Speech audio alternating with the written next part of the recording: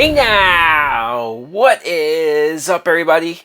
My name is Mike Brown, aka Review King MB, and this is my 31 days of horror movie reviews. If anybody is not aware, a few years ago I watched for the first time and reviewed I'm talking about all 8 or 9 Hellraiser movies, and boy, that was a journey.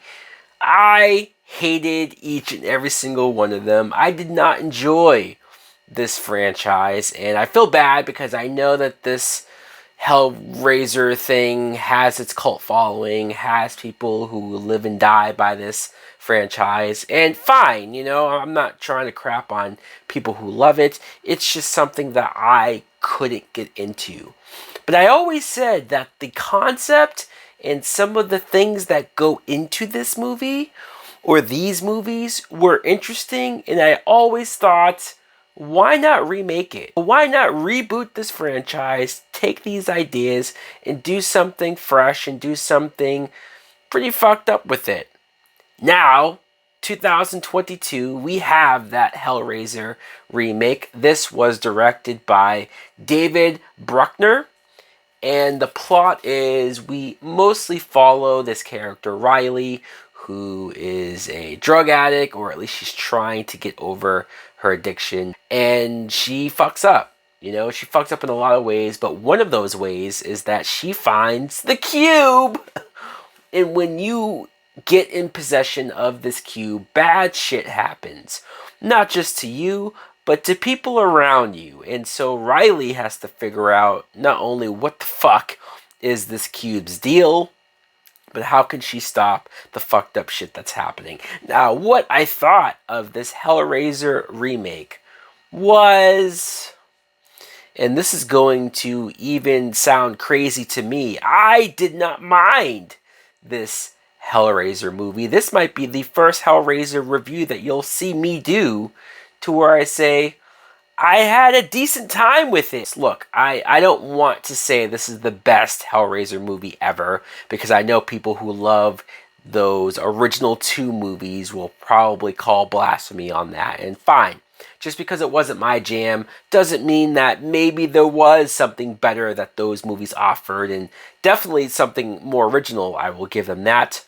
But for me, I felt like this film that we're talking about now, there was something more straightforward about it. There was something about the way that they presented this cube. A lot of this movie centered around the cube and how it worked, the puzzles, the games, and the consequences. I mean, I know that a lot of this stuff is in the other movies, but for whatever reason, it made a lot more sense to me now. It's almost like they said, we need to dumb this down for people like me.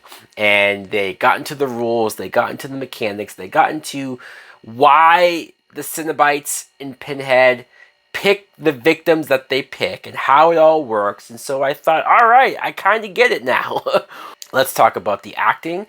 I thought that the acting all the way around from everybody was solid, especially the Riley character. Riley is played by Odessa Azion. I think that's how you say her last name. She reminded me a lot of an old friend of mine just by the way that she looked and kind of her personality, her attitude, her just very, straightforward in your face. It instantly made me feel like, all right, I kind of know somebody like this, you know what I mean? And so I instantly was able to be like, all right, I get this character. And the actress was great. She was probably the strongest actress, at least as far as she had to go through the most fucked up shit. She had to go through the most traumatizing stuff as far as seeing people around her die, as far as because of her drug abuse, it's like she's trying to make sense of everything that she's seeing, but she can't tell what's real and what's not. And so that worked for me. I was able to sympathize or at least understand the conflict that she was going through.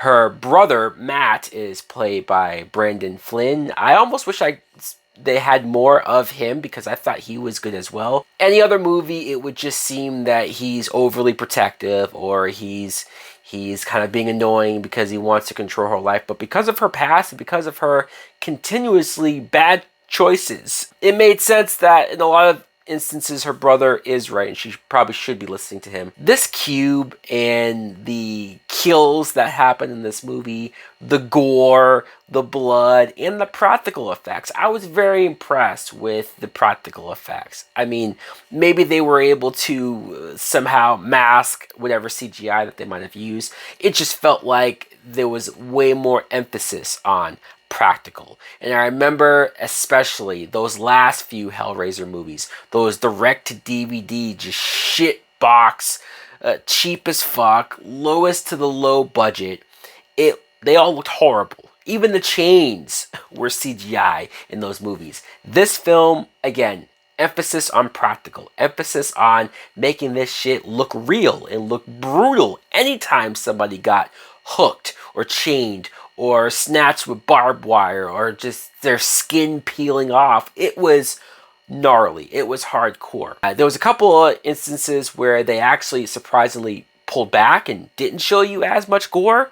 Maybe like the tension was there, I was anticipating it, and then they just would cut away. And then another scene would happen with a similar situation, and you think, oh, well, maybe they won't show it this time. And then no, you're seeing fucking, they're going for it. The Cenobites, I very much like the creativity with the Cenobites and their designs. The Cenobites have always been the most interesting things to look at in these movies as far as how different they all looked. I was happy to see the Chatterer, you know, the one with the big teeth and the one that just bites all the time. The first hour or so, I thought, wow, we really haven't seen much of Pinhead, you know? And then when I think back to those original two movies, I guess there wasn't a whole lot of Pinhead either in that. And so I think this movie was able to sort of try to capture that, but also modernize it, obviously. And then when you do get to Pinhead, I noticed that Pinhead, obviously it's not going to be Doug Bradley, the original,